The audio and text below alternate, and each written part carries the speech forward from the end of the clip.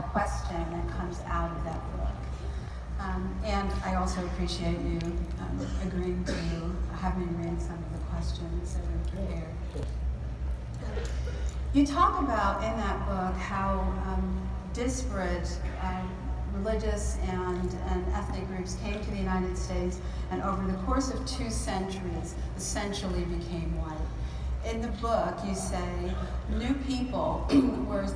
these new people were something else before they were white. Catholic, Corsican, Welsh, Mennonite, Jewish, and if all of our national hopes will have any fulfillment, that will happen if they become something else again. Perhaps they will become truly American and create a new basis for their noble myths. So my question to you is, what does it mean to be truly American? Well, I don't think we know yet. And that was sort of, I guess, kind of the argument that was being made in that paragraph. I think one of the things that I try to get across in my writing is the extent to which identities are created.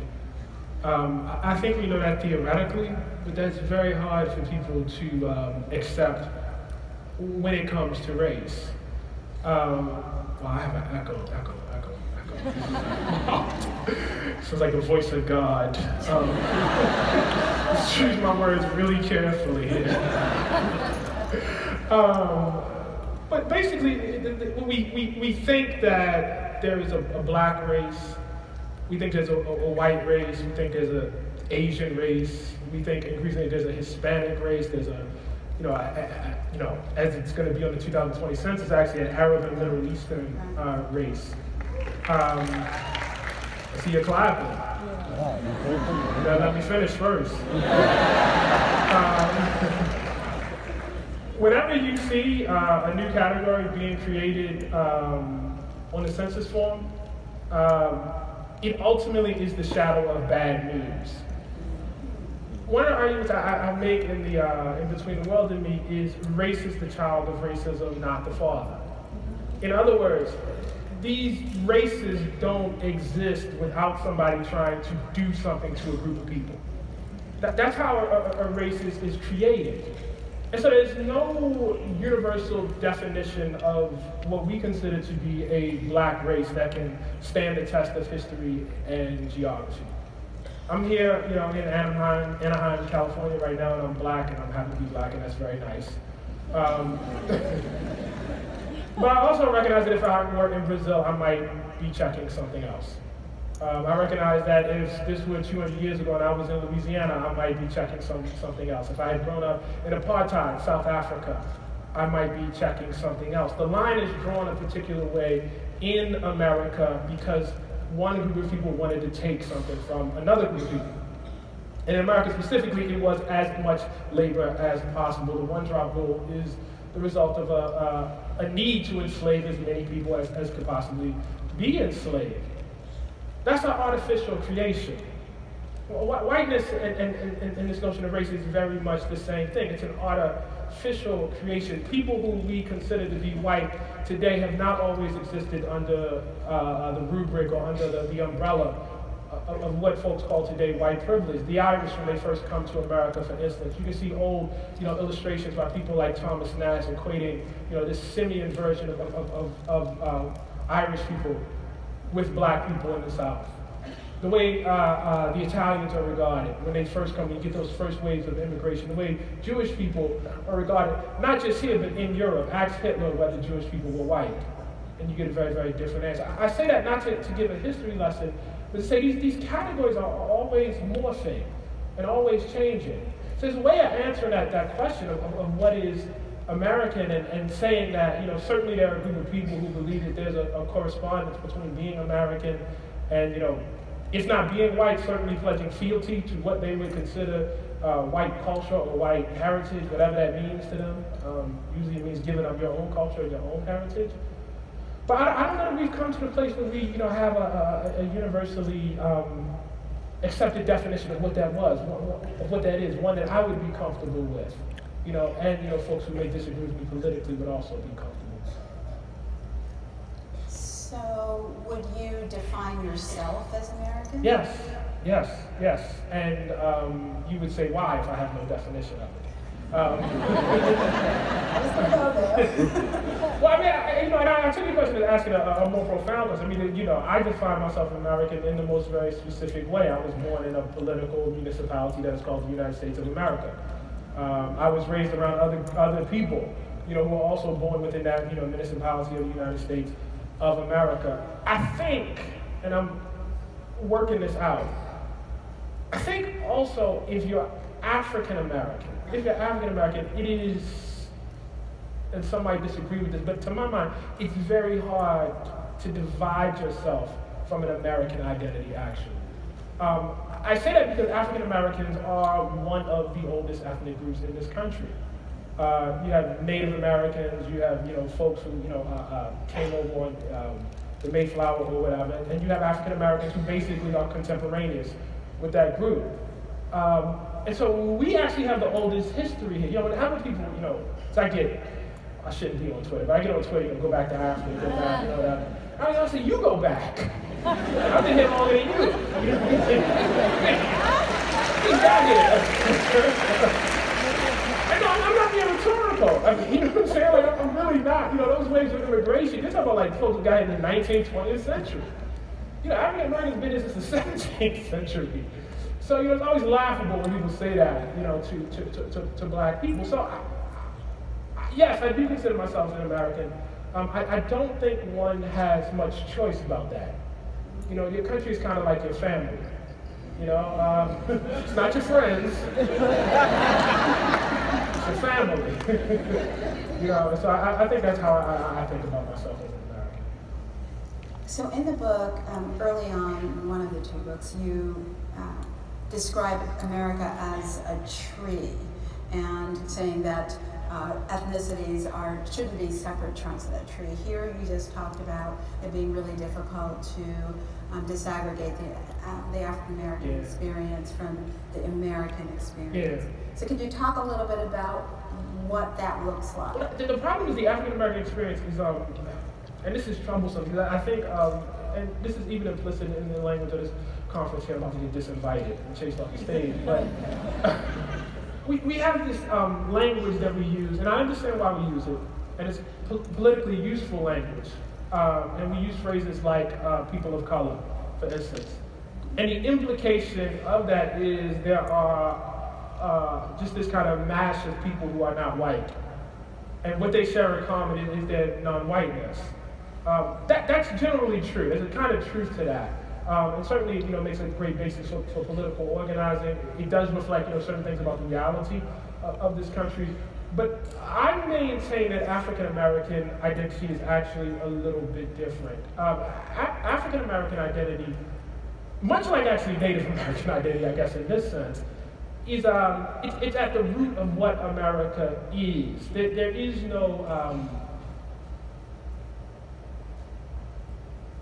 America without slavery. I didn't want to say that because that sounds like obvious, right? That's a little too obvious. But I say that not just as a mere rhetorical point. I mean, literally, there is no America without slavery. Like, at the onset of the Civil War, 1860, 60% of all of our exports are cotton. So, and that's coming through the labor of 4 million black people who are in the South. The majority of people living in South Carolina, Mississippi, half the people living in Louisiana, Georgia, these are black people, enslaved black people. Collectively, they're worth in today's dollars somewhere on the order of $75 billion. That's more wealth than all the other sources of wealth in America at that point in history put together. If you subtract those people from the country, you don't have a country. You know what I mean? It's like, imagine subtracting the institution of home ownership from America and then try to imagine America. And that's the kind of difficulty you have imagining America without slavery. Slavery built America. Many of the programs that we applaud, that we think of as great things, that we think of as great patriotic achievements, actually were made possible, if not by slavery, but certainly by the shadow of slavery. The one I always talk about, for instance, is the New Deal, which everybody is proud of, liberals love, and I think somebody's about to clap, and then they sensed where this was going. And people are, it's great, built the safety net, the American safety net as we know it, expanded the possibility of home ownership, created a new American middle class, a tremendous achievement. It also was not possible without the force of white supremacy. You could not have passed the New Deal without Southern legislatures Southern legislatures, without Southern senators and Southern representatives going along with Franklin and Roosevelt and what they called the Solid South at that time. To a man, and it was to a man at that period, to a man, every single one of those senators and congressmen hailed from states where black people were being denied the right to vote on a daily basis. They literally would not have been in Congress. Congress would not have looked the same if black people had the right to vote. And when they wrote the legislation in such a way to deny as many black people as possible access to that legislation. Had Franklin Delano Roosevelt not agreed to do that, there would not have been a New Deal. You would not have had an FHA loan program. You would not have had Social Security. You would not have had unemployment insurance at that point. You would not have had a GI Bill. You can't subtract white supremacy from those things, which is part of the black experience, and try to imagine that aspect of America. You can't imagine the suburbs without African Americans, without the discrimination that went on that kept black people from being able to move into those homes and to afford those homes in the first place.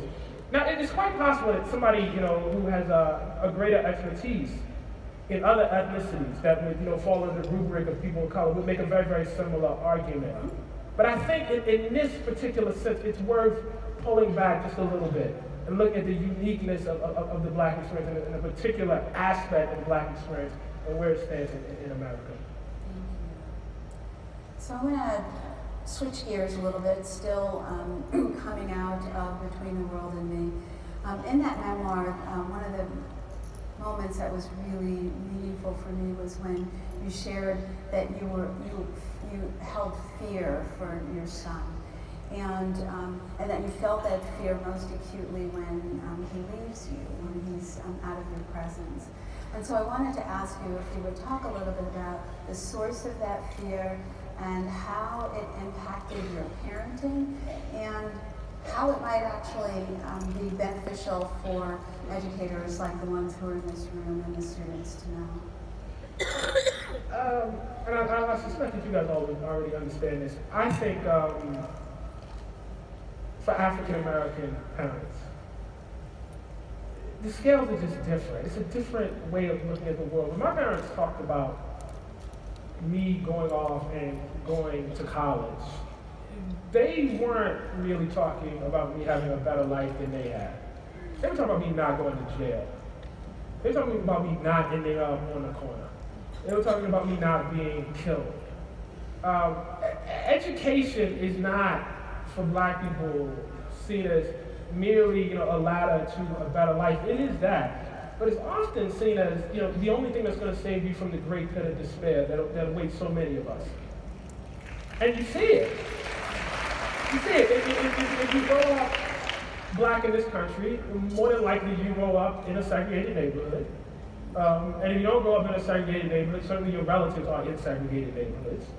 And you see the kind of poverty that black people deal with, which is not just individual poverty or familial poverty, but it's actually community-wide poverty. That's generated by that very segregation, by the way. And you see the results of it. When I was coming up, you saw, the incredibly high level of violence in crack era West Baltimore. And there was just an incredible fear among all the adults, who I knew. And so when my son was born in 2000, I just didn't want that for him.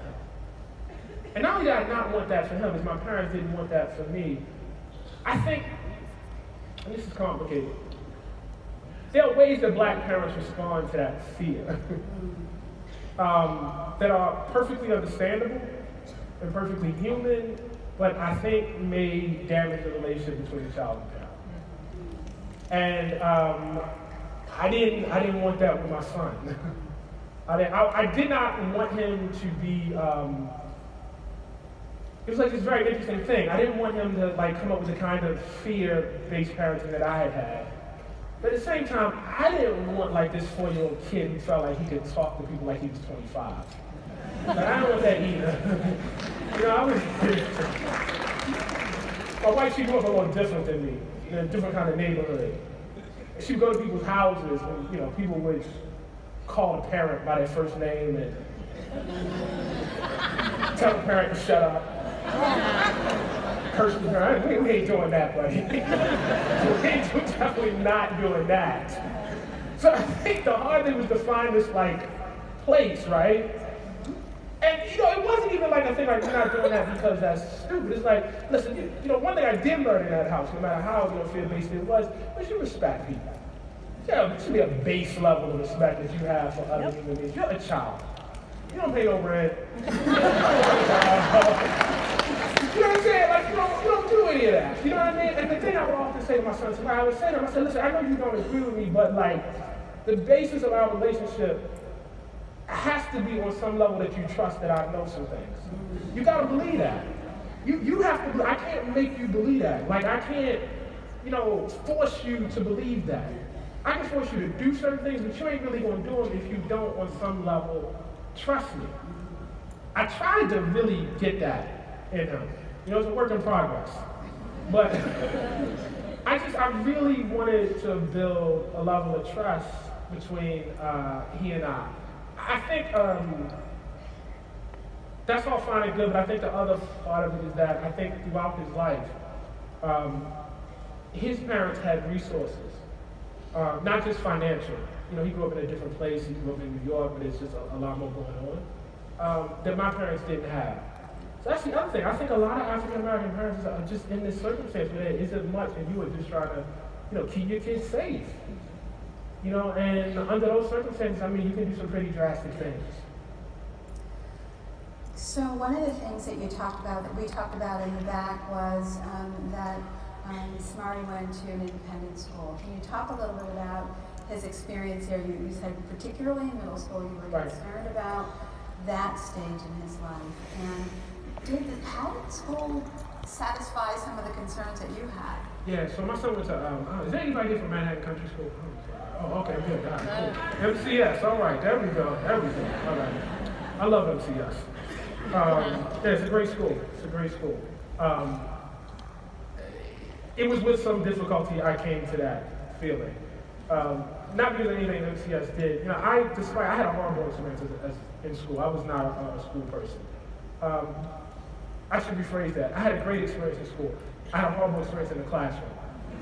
It's important to separate the two. It's important. Because what public school did for me was it gave me a kind of grounding and roots in my community that maybe had I gone to another school, I would have had some distance from. Given the time, I'm not necessarily talking about now, but when I was, I think, in 5th grade, I saw there was a gentleman here who was from Gilman, and I saw he was on the thing. I applied to Gilman and a couple of other independent schools, but I didn't get into any of them. And I shouldn't have. I mean, I wasn't a good student. You know what I mean? I don't blame Gilman for that. I mean, I was not Gilman material. You know, I was not independent school material at that point. I was not school material, period. I don't know if I ever was. You know, but what I did get was I greatly believed in the socializing power of public school.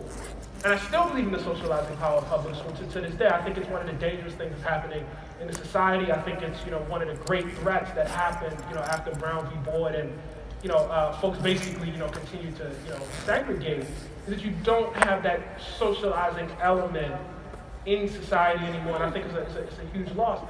So Samari was one, I wanted him to have that, but I didn't want schools to kill his curiosity. So it was like, you know what I mean? Like, I want him to have a socializing experience, but a lot of the things that I had this nightmare of him sitting in this classroom, people talking at him for like 40 minutes, on and on and on, just droning on, because that has been my experience. At least that's how maybe that wasn't, that was how I processed it. That was how I thought about it. I just thought about people talking at me and then saying, now go do this. And I didn't want him to have now go do this experience. So we were lucky in elementary school. We found a pretty good school that I thought balanced, those things. Central Park East in New York was a great public school. Central Park East and Central Park East, too, they're great schools, both of them. And so he went there for, I think, 1st through 5th grade. We started in kindergarten, third grade, and that was a great experience. But when you get to middle school, I don't know why it's like this in this country, but I've heard this from several parents that the options basically shrink. And middle school is a horrible time, to have to deal with this. And so, at that point, we had to make some choices. Two things happened. The first was I had been aware of Manhattan Country School before. I like them a lot. They have a huge push to have a minority representation in that school. I think in Samari's class, it was like 16 or 17 kids. It was like 5 black boys. I was like, wow, this never happens. You know what I mean? Like it was a very representative. They had a sliding income scale, which meant that we could actually afford the school. It meant that they had, not just a racially diverse a group of kids, they had actually an economically diverse. So a lot of the things that I was looking for in public school. And I think that's important. I didn't want to be, in this sort of quote unquote diversity where it really isn't diversity. You know what I mean? We actually just, kind of all think the same and everything. So that was good. But the other thing that happened, weirdly enough, in the public school system was, at that time, Mike Bloomberg was mayor. And he made this woman, Kathy Black, the chancellor of New York City Public Schools. This was a moment, and I think we're still having a moment, where it was the idea that if you run a business, you must necessarily know how to run a school system. You just have to. I mean, any idiot can run a school system, right? I mean, that was like the thinking, right? Any idiot can do this, you know what I mean? I made $1 million on Wall Street, therefore that must mean I'm an expert at everything. Particularly this, which any idiot can do, you know what I mean? It's a weird thing in America where it's like, people think because you make money, like that's some sort of statement on your intellect. And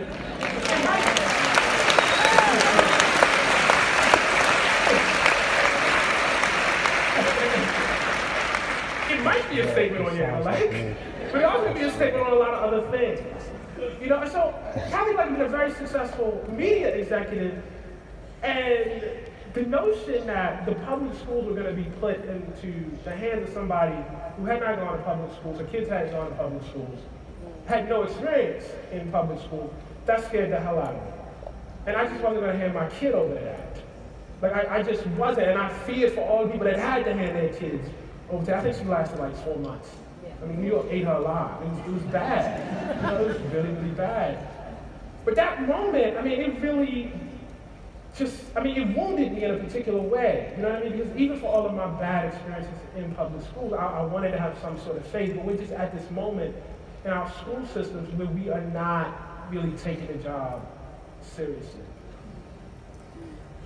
So I know you don't want to give advice, and so I'm really trying to avoid some of that, but I'm trying to talk backstage. I'm trying to be careful here. But I want to get, if you can you talk about some of the reasons, like maybe a couple of specifics that happened at the school that made you and your wife feel comfortable about Samari's experience?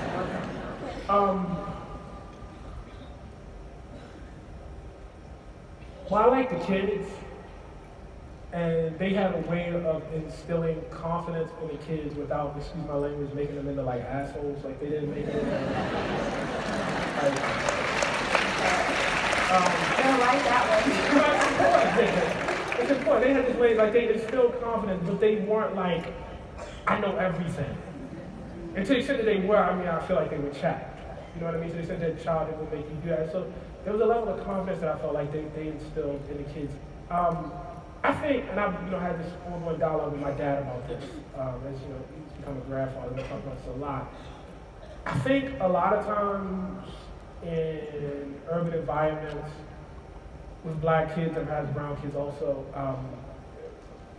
teachers see kids process failure a certain way, and they assume that that's what's actually going on in the child's head. For instance, you fail a test and the kid laughs about it, jokes about it, or acts tough about it, and you think like the kid isn't actually wounded by failure. But I know the kids are wounded by failure, because I know I was. And I know it took me years to recover my confidence after I got out. So I'm talking about like in my late 20s and 30s before I actually, figured out that I was not whatever, that was in the classroom. That was one version. That wasn't the version I was then. I didn't want anybody to break his confidence. We had a basic theory, Kenyatta, my wife and I, about SMART, and that was the kid is right, the kid is correct. The kid is always correct. That doesn't mean that everything the kid says is correct. That doesn't mean that just because he says something about, out of his mouth, we say, oh, Johnny, that was so cute and so precious.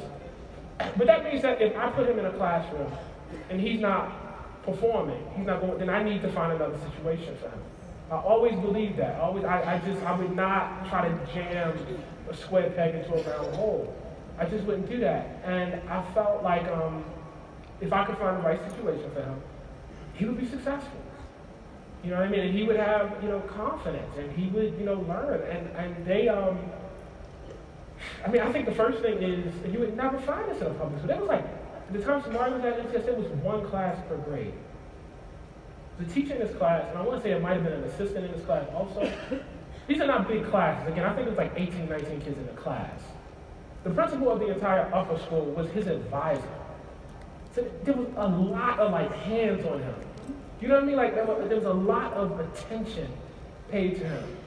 Manhattan Country Club has this farm upstate.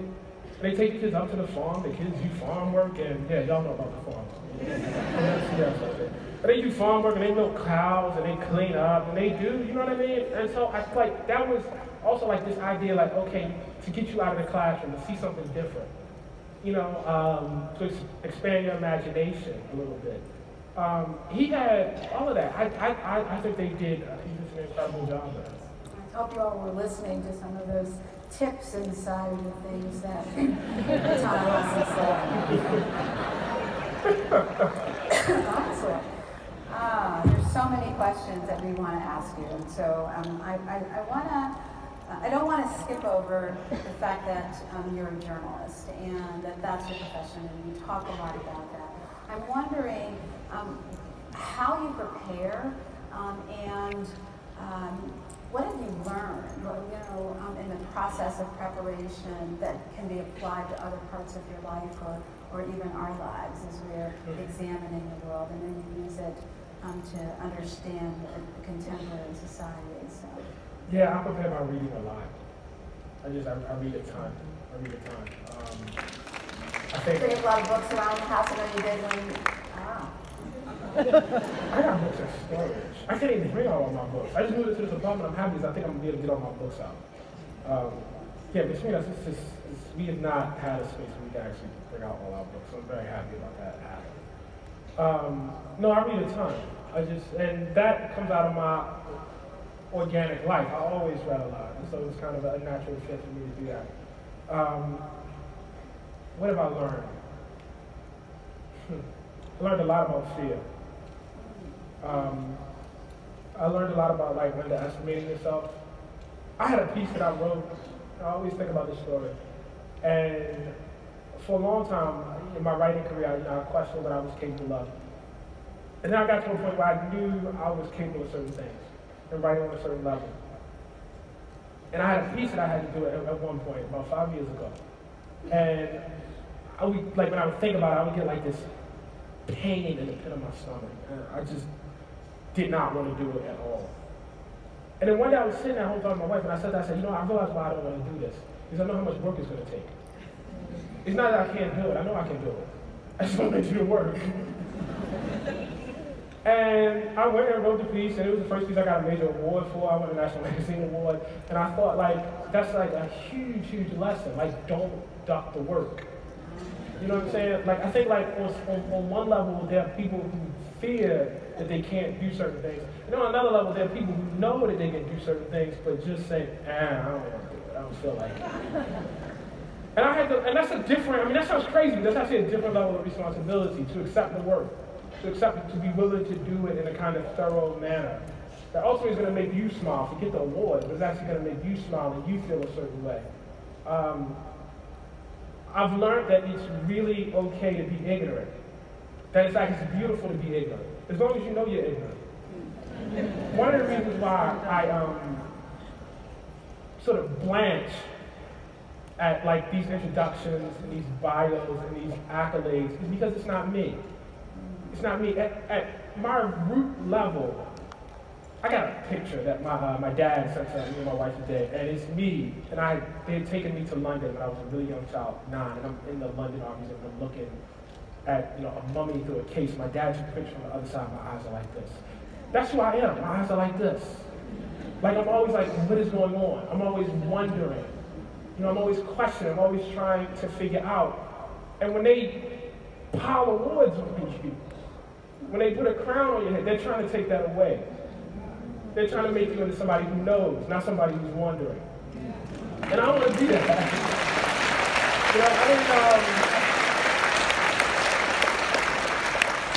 I didn't get into writing for that.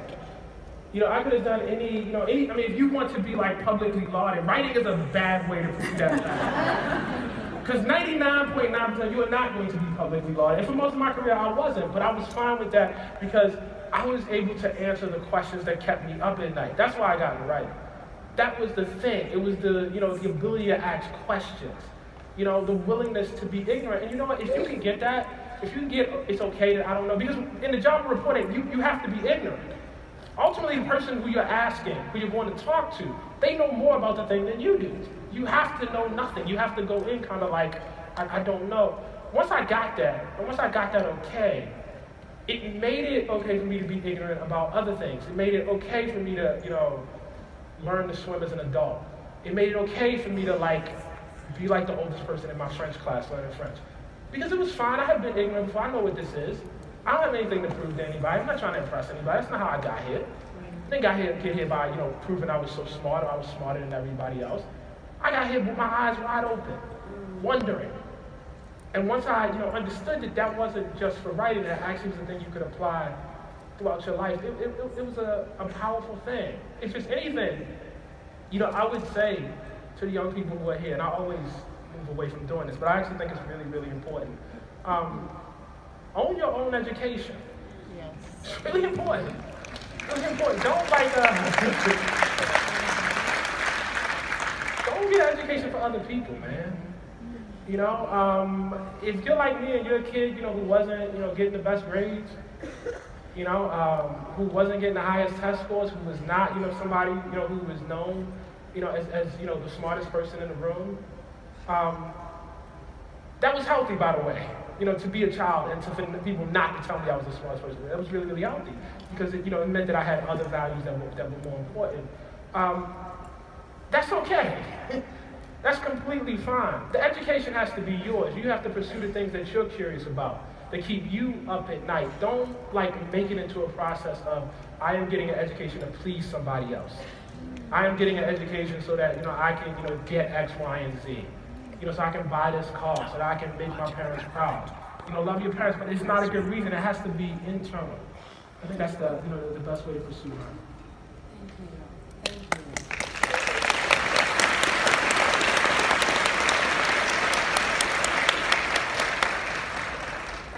So you talk about, in 8 years, you talk about the connective tissue between the essays being your examination of this concept of good Negro government.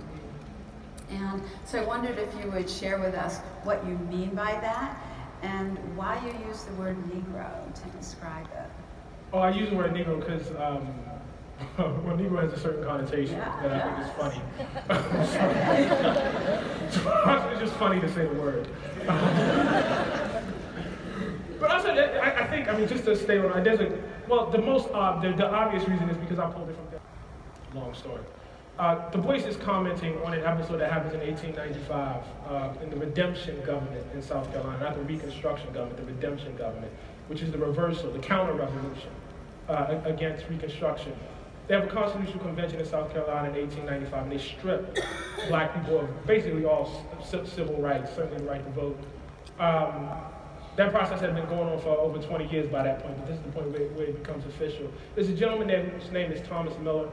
He was a Reconstruction-era congressman, one of the crop of congressmen who were either free black people or who had been enslaved and suddenly found themselves in the legislature making laws and reconstructing the state, as he said. And he said, this is where the title of the book came from, we were 8 years in power.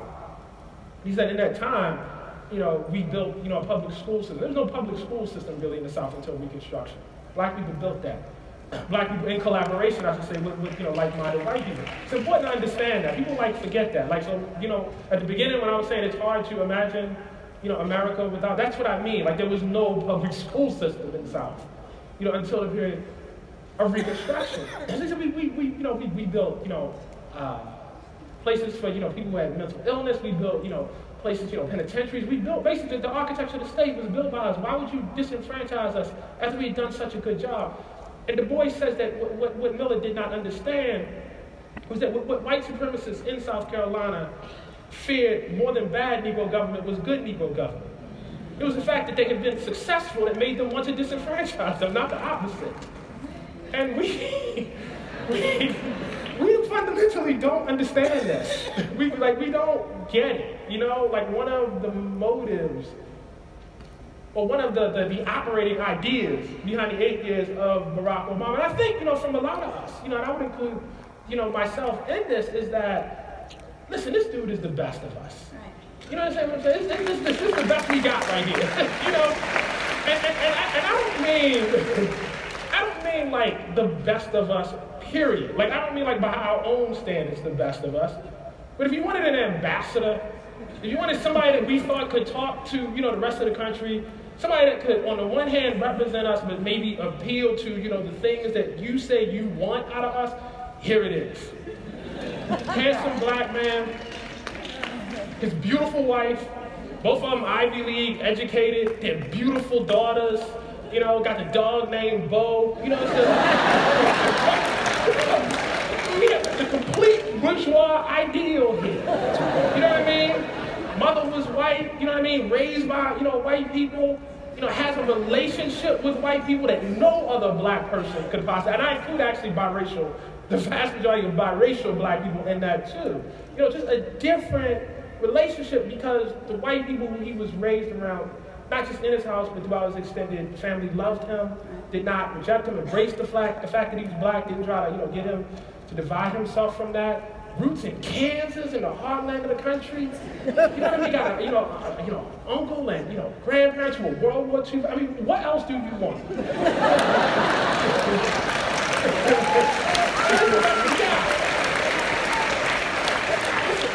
People that I love by my own individual standards, who I think are the best of us. You know, I think Wu-Tang is the best of us.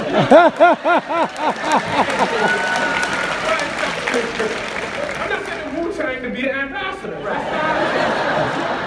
We're not going to do that. You know what I mean? We're going to say, you know what I mean? And yo, they hated him for it. They hated him for it. They hated him because he did not correspond to their vision of, again, excuse my language, what a nigga is supposed to be. He just didn't.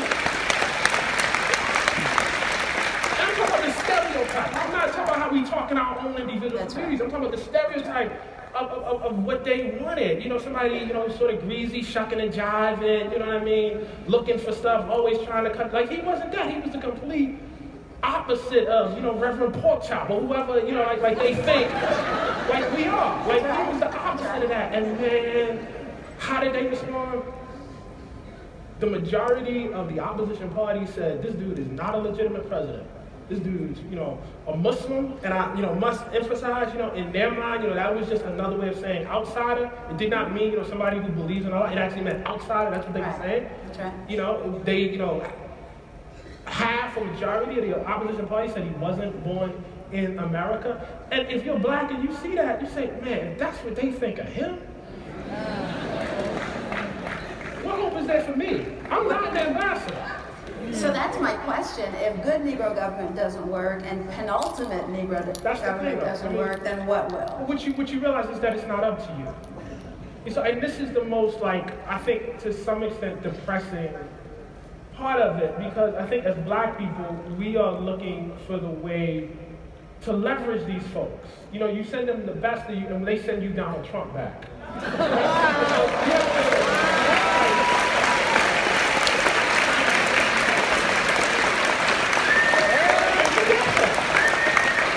mean, it's a difference. No one in this audience can imagine I think. No one is always going to imagine any black person getting away with the things that Donald Trump. I mean, you just can't imagine that. So, this is like a complete rejection of you send the olive branch, you know what I mean, and, they send back something else. And you just, you don't know what to do with that. And I think the conclusion is, like, the fate of this country, and in some profound way, our own fate, is not really ultimately up to us. We are, 13, 14% of this country's population. We have never enjoyed power here. We just haven't. I mean, we've struggled courageously, incredibly. We have done our best to inject, some amount of humanity in this country. And I think, we've been successful, in many instances. But on some level, white people are going to have to want it for themselves. You can't make them want. You know what I mean? I hate saying this, but I wrote this piece that's in the book, the first white president. And what you have to understand is the majority of white people voted for Donald Trump, okay? The majority of white women voted for Donald Trump. The majority of white men voted for Donald Trump. The majority of white rich people voted for Donald Trump. The majority of white poor people, white middle-class people, the majority of white people with college educations voted for Donald Trump. The majority of white people without college educations voted for Donald Trump. He is white people's president. I mean, there's no real other way to, it was only close because people of color voted a different way. Had it been left to white people, he would have trounced Hillary Clinton. I mean, he would have just destroyed. It wouldn't have even been a contest at all if this was just left up. But this isn't new. I got a buddy, Adam Serwer, who writes for The Atlantic, and he just wrote a piece, in a similar vein, and he looked at the David Duke campaign. Back in the 90s when he was running for Senate. The only reason why David Duke went in the Senate was because black people were voting. If left to white people, David Duke would be in the Senate. See, on some level, the majority, or at least a critical mass of white people have to say, if only for their own preservation, I cannot have a president, someone sitting in the White House who is negotiating, doing diplomacy with a rogue nuclear power through Twitter. I can't accept that. I can't, they have to say that. They have to say that. Because black people, brown people, Asian American, Native American have already said it. They've already said, no, we can't do this.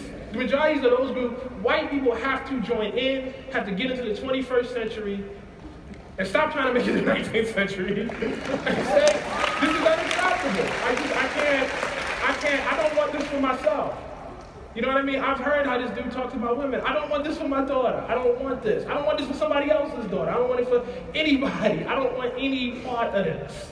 There has to be a standard among white people for themselves. And I don't know that we can give that to them.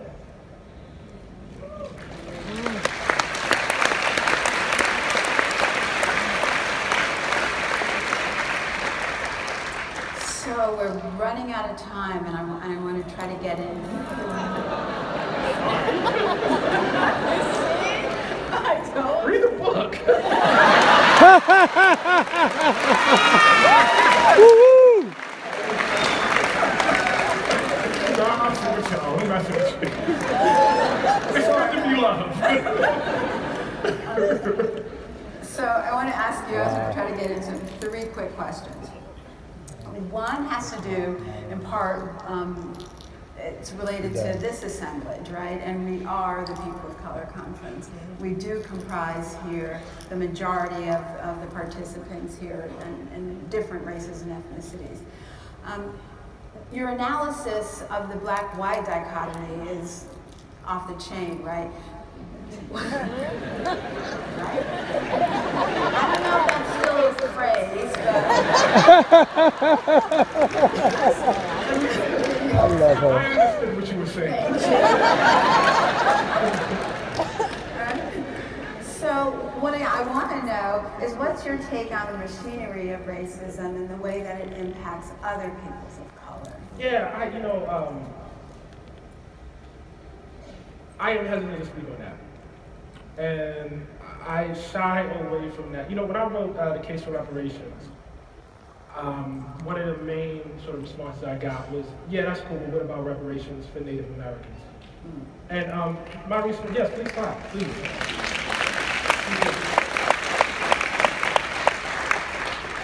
My response to that always was, that's awesome, somebody should write that article. And what I mean is, see, you have to understand, like, my work comes, it begins as like this little 11-year-old kid in West Baltimore cutting on TV and looking at the world and recognizing that the world I see on TV, the world of, Family Ties or whatever show was on, at that point, was totally different than the world I lived in. And, noticing, as I say in Between the Worlds, to me that the world that I lived in was similar to the world my cousins lived in, that the friends of my parents lived in, that I could go to New York and go to Chicago, go to Philadelphia and see that world repeated. And the thing that was shared was that world was black. I've been pursuing that question, all my life.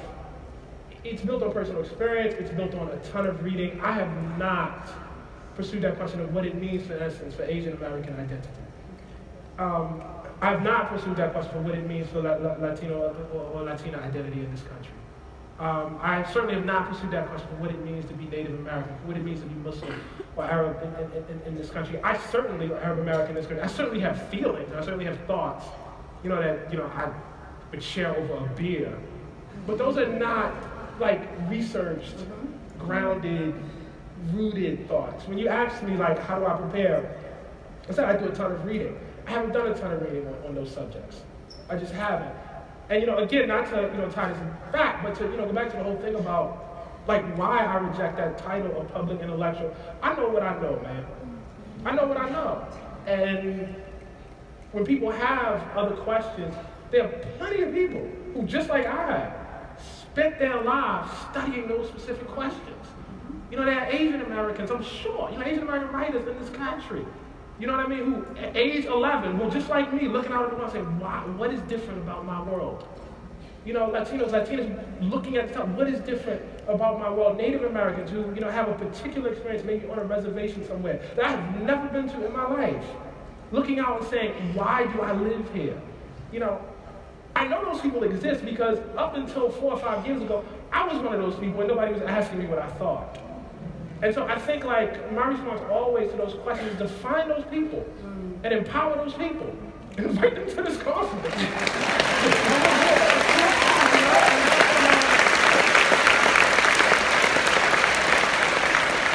Because it's important, what I mean? There are people who try to, BS you, and and they'll, and I could take what I've learned, throughout that study, warm it over, and then say, hey, I think this is what is true, and people look up. But that's not real. That's not a real, felt, genuine, authentic answer. That's when you tip from, one job I was talking about earlier, into performance. And my, constant job is to not get tipped over into performance. Thank you.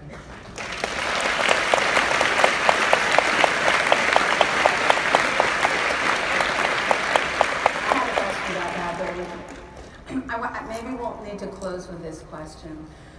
One of the pieces of criticism of your work that's really intrigued me, Tazi, has to do with the focus on white supremacy and this notion that it's inevitable. And the critique was, and the criticism that I read was, that that focus itself gives it power, and that you're contributing, for example, to building of neo-Nazi communities and white supremacist communities because you're validating and giving credence to white supremacy. Can you talk a little bit about that criticism? I mean, that's like somebody looks you in the face. You have a black eye, and you look at them and say, I have a black eye. And they say, well, you're contributing to the fact that you have a black eye by saying you have a black eye.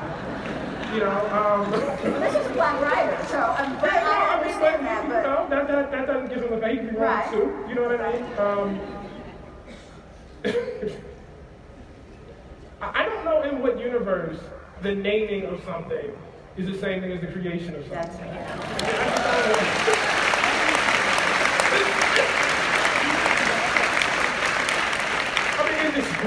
Is the ADL contributing to the current, rise of neo-Nazis in this country? Is that what the ADL is doing?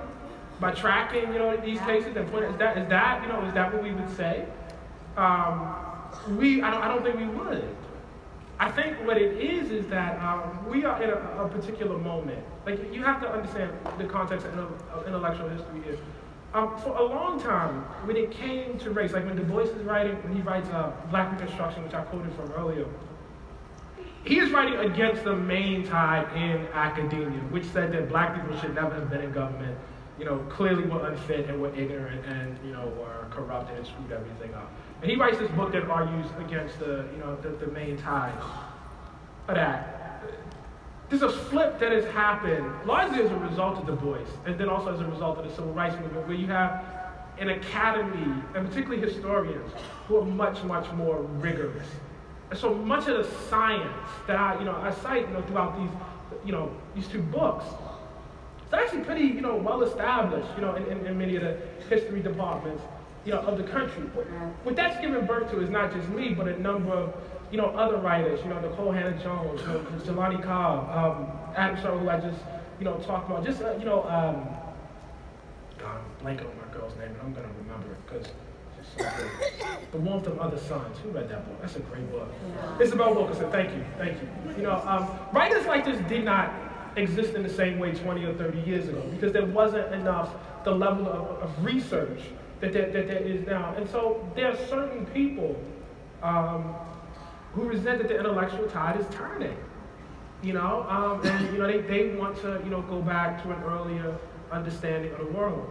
When I'm confronted with that argument, I think about this thing again, that's in the first few pages of that book, Black Reconstruction. And Du Bois says, when he's writing it, and he's writing it in the 30s, and he knows that the vast majority of white people are going to say, "You're crazy. This book is bananas." And he acknowledges that. He says, "Listen, I'm writing with a basic presumption, and that is that the Negro is a human being and should be regarded as a human being." And he said, "I'm aware that certain people won't be able to receive this argument." And he says, in return to that, in retort to that, "But this latter person, I am not trying to convince."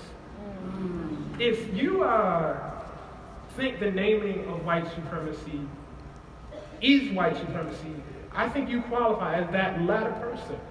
Well, I'm not trying to convince.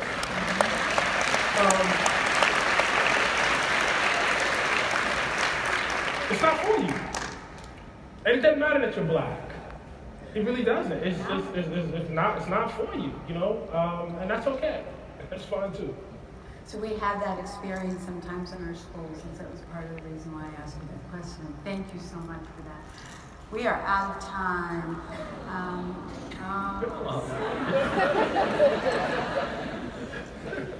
So how about you just share one other thought that you'd like to share with all of us as we think about doing equity and justice in schools, as you think about Samari's experience in an independent school, as you think about what's happening in our world, what would you say to us as educators who are really trying to do something different and to resist the tide of white racism and white supremacy, to resist those things that diminish children of color, adults of color, people all over?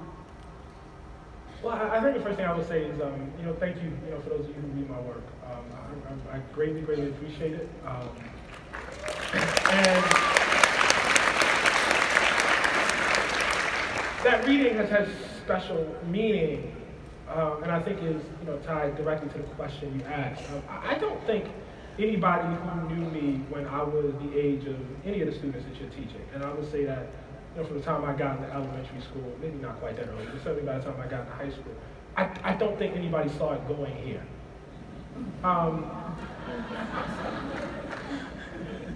That's not like a way of saying, ha ha ha, you should have, you know what I mean? Because I think the fact of the matter is it's not always obvious what's going to happen. We in this society, there's one thing I can change. We in this society equate, like when you're a child, there's a narrow band in which you can be successful. You can be a good student, you can be a good athlete, or you can be thought to be, particularly appealing to the opposite sex or the same sex as it happens. That's a really narrow band. I wasn't good at any of that. No. I was actually quite good socially, you know what I mean? I was actually quite good with other kids, but I wasn't good in any of the traditional ways that generate self-esteem. I got a young nephew right now who's struggling. And one of the things I think about with him is his school experience is almost over, and I think about how narrow the band has been for him to be successful. And he hasn't been particularly successful. And I think about how, like, the damage that does to your self-esteem. Because I know it did damage to my self-esteem. And again, as I said, I know I took years to get it figured out. There's a way that we talk to our kids where we want to stress the importance of school. But I think it's really, really important to also get across that school is not the world. Yeah. It's just not. It's not. And there are people who can perform within this narrow box, but then you throw them into the openness and the chaos of the world, and they're lost. They're lost. There are no grades out in the world. You know, there's no fair standard. It's chaos. It's absolute chaos. As it happened, I was actually, you know, I think in many ways I was actually better off with the chaos than I was with the, you know, you do this or, you know, X, Y, and Z. I would ask, and I think maybe you guys are already, you know, on this, and maybe you already know this, I would ask you to be very, and I'm gonna make this real specific. I might get in trouble, but I'm gonna make this really, really, really specific, because I can only speak from what I know. I would ask you to be very sensitive about the self-esteem of your kids, and I would ask you to be specifically sensitive about the self-esteem of your black boys. And here's why I'm saying this. Ooh. I'm not saying this to slight black girls. I'm not saying this to slight, you know, kids of any other race. But I think there is a presumption of toughness about young black boys. And I think, like, there's a belief that these kids can take certain things because you see this mask that they have on. You know what I mean? You think that maybe certain things aren't hurting them. And as I said, I assure you that they are. You know, one of the things I had, and I talk about this in the book, I was lucky to have these kind of off-the-record conversations with President Obama. And he had a way, I felt, of talking to young black males that I did not particularly think was productive. You know, and part of that is, you know, and he's talking, frankly, in the way that my parents talked, actually. You know, it's nice, like a way that I've seen in the community, but it's actually deeply insensitive. It doesn't perceive them as soft. It doesn't perceive them as, you know, having, you know, it's like a, you know, kind of toughen up, man up, da-da-da. You know what I mean? Like, it's that kind of rhetoric. You know, be a man, you know what I mean? A man does X, Y, and Z. And it doesn't really pay much attention to, are these kids happy with themselves? How they feel about themselves?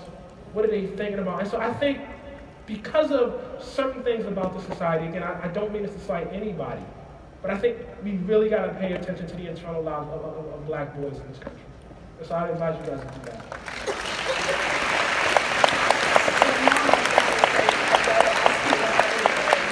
Whatever you have to do that. So I do have a follow-up to this question, and we're going to leave in 1 minute. Honest, I'll keep my closing remarks really short. Okay. You share in your books a level of self-disclosure, a level of feelings. You talk about your feelings. You talk about all of the things that you were talking about this afternoon, about failure in school and not feeling good about lots of different areas of your life, particularly around the academic side of things. Ta-Nehisi, why did you share that with us, the feelings?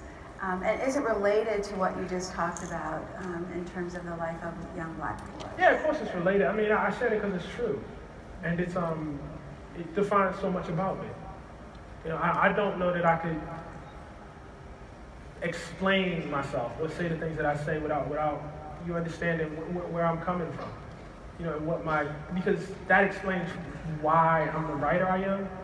You know, my relationship or lack of relationship with school, or I should, again, to be very specific, the classroom, says a lot about my approach to writing. I didn't learn to write in the way that I think, you know, writing is often taught. In fact, I know that. I know because I didn't learn. I actually didn't learn how to write in a classroom. I learned when I took my first big job.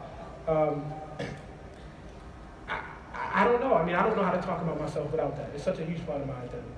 This idea, you know, that of being like autodidactic, of like sort of, you know, taking things in, you know, for yourself and taking ownership of those things for yourself. That's who I am. It's a huge part of who and what I am. Thank you for sharing so much of yourself Thank you. with us.